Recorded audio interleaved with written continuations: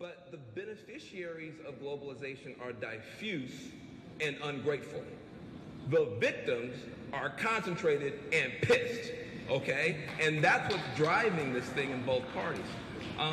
I think the difference, though, is you said two things. You said the border and you said trade. And I think that shows a little bit of the difference. When you guys talk about trade, I love it. You guys talk about NAFTA, I love it. You guys talk about selling American workers now, I love it. It's like a warm, nutritious bowl of carrots and soup. And then you put in the anti-immigrant poop. And then I can't eat it because I don't agree about the anti-immigrant poop. Well, that's what I think is the big...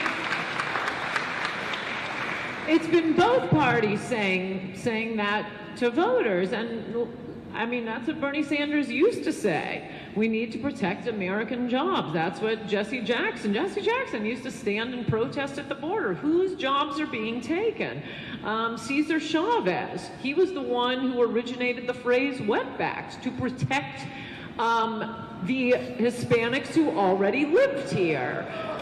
Okay, boo Cesar Chavez, or you boo a fact. And as soon as Bernie started running for president, I would have agreed with him. I mean, if Trump hadn't come along on trade and on immigration, because he wanted to protect American jobs for the working class. And then as soon as he runs for office as a Democrat, and this is often what happens with both parties, well, okay, sorry, now you have to go speak to La Raza, and now you're for open borders. And that's exactly what happened. 2 weeks after he announced, he spoke to La Raza, changed his position 180 degrees. I think you see a lot of the same thing with Elizabeth Warren. If I listen to her rhetoric, her anti-Wall Street rhetoric, I am second to none in being, anti the bankers and Wall Street and plutocrats who really don't care about ordinary people. There has been a division of the haves and the have-nots like we have not seen in history before, and that is globalism. But as soon as you start running with one of those parties, you have to toe the line and suck up to Wall Street. So let's talk about globalism, right? You mentioned Brexit briefly. I'd be interested in both of your kind of opinions. If you think what happened in England is going to potentially come over here, or if you think it could manifest itself differently here. I think it already has. Yeah, you see it here. Donald Trump got more votes than any Republican in history, and that is with the entire establishment denouncing him. This isn't how it's done, and no, you can't talk about these things. I mean, it really is amazing that it wasn't just the Democratic Party. It wasn't just the Republican Party. It was also the entire media. It's also the entire donor class, all telling him he can't talk about this stuff. And he wins more votes than any Republican in primary history. Yeah, I think for me, the immigration stuff is very painful because I know this is not an abstract conversation for me. I'm very close to folks who are immigrants, who come from immigrant families, immigrant neighborhoods. I did a lot of my work in Oakland, in the Bay Area. I'm very close to a bunch of Muslims. And so for me, it's been very, very difficult this year. First of all, there's just been this complete erasure of even the most recent history. You said we've done nothing on the border. Au contraire. In fact, if you talk to the Latino community, they call President Obama the deporter-in-chief. And the reason they do that is because President Obama, trying to show Republicans that he could be tough on the border, trying to get a deal done, deported more people than any president has ever done, put more personnel and technology on the border than anyone has ever done. We have a net negative immigration now from Mexico, more Mexicans leaving than coming, and it still wasn't enough. The reason that the president then turns around and says, well, I use executive action to go against my own base, outrage my own base, destroy families in my own base, trying to show you that we could cut a deal. Now I'm going to use executive power to do something to try to make it a little bit better. But we can't even share facts. This is the first choose your news election. You pick your filter gives you your facts, and we can't even agree on the basics. It is not true that we have an open border. It is not true the president hasn't done anything. The problem is he got left at the altar when he did.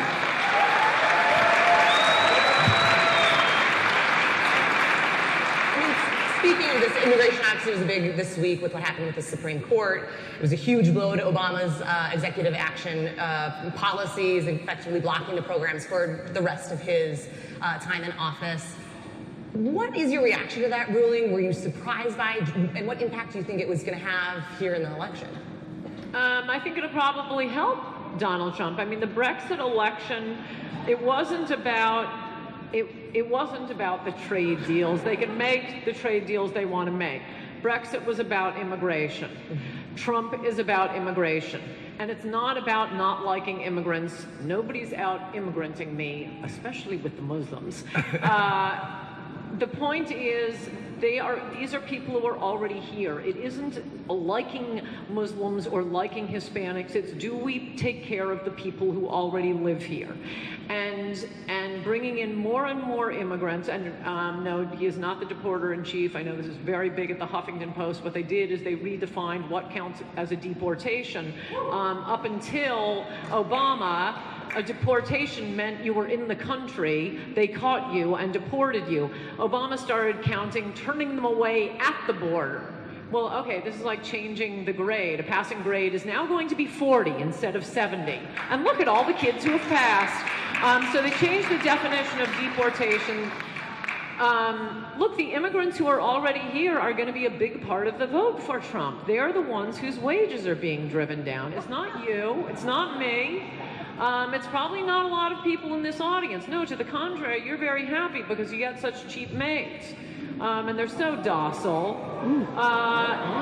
And you have your chef. And even in LA, you have pool boys even if you don't have a pool. No, this idea that you are the ones who are speaking for low-wage workers is preposterous. These low-wage workers would like a little less competition for their jobs. It is stunning how the very rich have gotten so much richer, and wages, especially for the working class, have been flat for 20 years. Well, they'd like their wages to go up. If we're going to bring in more immigrants, I want them competing with senators, congressmen, journalists, TV pundits, lawyers, not competing with, the guy who does your landscaping. This idea that, you get to bring in all these poor people doing low-wage work. Yeah, it's good for them, and it's good for the rich people who hire them. But don't strut around like you're Martin Luther King. This is good for you. It's bad for your mate.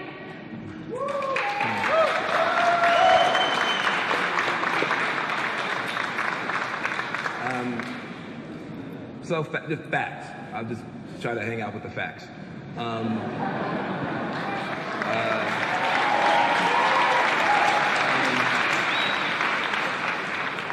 You said that the immigrant existing, Latino community is going to be the one that stands with Trump because he's so tough on their cousins and their friends.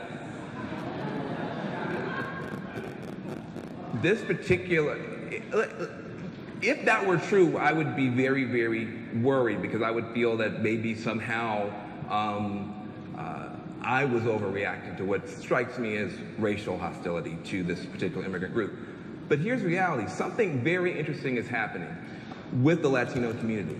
The Latino community used to be a fiction. Let's be very clear.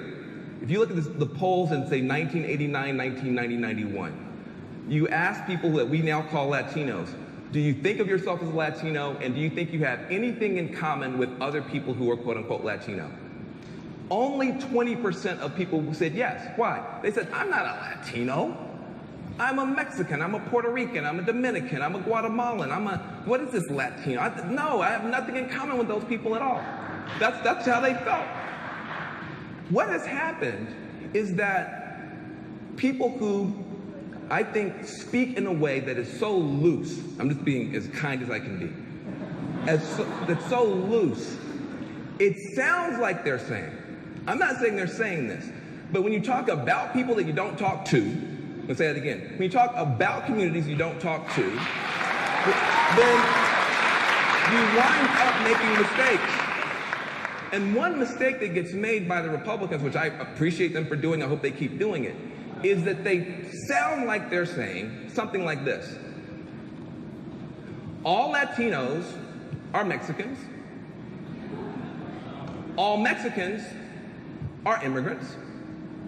Most immigrants are illegal or undocumented. And most of them are rapists and horrible people. But now that's not what they mean to say. But when you talk about people that you don't talk to and you don't course correct for the reaction, now what's happened is more than 50% of Latinos say, guess what? We are a community now. They have been pushed into this identity. Democrats could not do this. We're not competent enough. Democrats are not good enough. This is not PC. We tried with the PC thing to utterly fail. They had nothing to do with it. But what happened is this level of antipathy and tone deafness has created now a massive political constituency. You say the immigrants are going to come his way. Right now, the Cubans, not far leftist as a community, the Cubans are 82% against Trump. The Cubans. The Mexicans are 91% against Trump. Either all of them are mishearing you, or somebody is saying something horribly offensive and you're creating the thing that you actually don't want to create.